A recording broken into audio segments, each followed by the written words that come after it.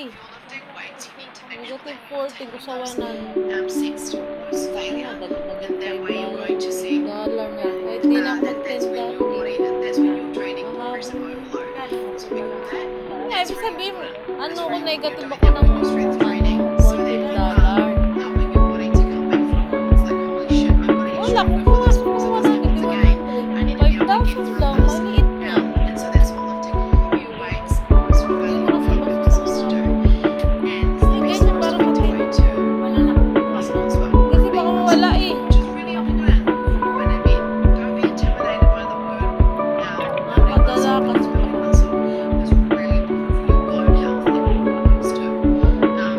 So lifting heavy weights, making sure you're doing progressive overload, and also making sure that you're not just prioritizing the cardio machine. So if you're going to the gym and you just go straight to the treadmill and you go run on the treadmill, you go on the bike, you go on the rower, and you're like, cool, my gym session's done, and that's kind of what you're doing, and then every now and again you might jump on the floor and do some sit-ups, like, that's not going to give you results either. Like, yes, you're working on your cardiovascular fitness and you're moving your body, which is fantastic, and for some people that's massive because they haven't done anything prior, but that's Parang not na, going to give you the best hindi ko results. na kukunin lahat kumbaga sa ano, We need to do parang strength training, and we need to make sure wala that talaga we're ako getting enough pang ulo, wala ko yung muscle binibigyan yun, hindi na makakit pa nga nangyari kasi how strong is gabi your umiyak mental? ako, sabi ko, ano lang ako, mapapasagasan na lang ako dito.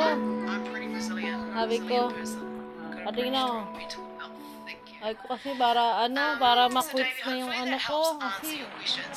Also, you need to make sure that you're patient makasarili because ka, building lean body mass, growing muscle, and getting fit, lang getting sabi strong, ko, it's a long process. You know what I mean? Like, you can start going to the gym and within 8 weeks you might start to feel some difference, but you're not going to see massive Pagka changes po ano, like ako that sabi ko, in the next 30 ano to 40 days. You problema? know what I mean? Sabi ako, kung ako yung ewan, nandun ako, hindi ako bibili muna ng mga ganyan. Kasi, How many times? kumbaga sa ano, kahit i-secret ko, para sa sarili mo, kailangan nito ng backup, kailangan nito. Ang gagawin ko, pag talagang yung talagang nag-ano yung parang dito talaga, ako mag-video, gano'n. So 2 to 3 times a week, going hard, going heavy, Hindi ako, hindi naman na makabili. Parang iniisip ko, parang siguro ang nasa isip na problema mo yan.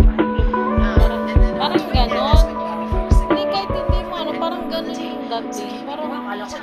May sabi ko parang naiisip ko, parang sabi ganyan na. If you're doing dancing, like whatever else you enjoy, do that. Na parang hindi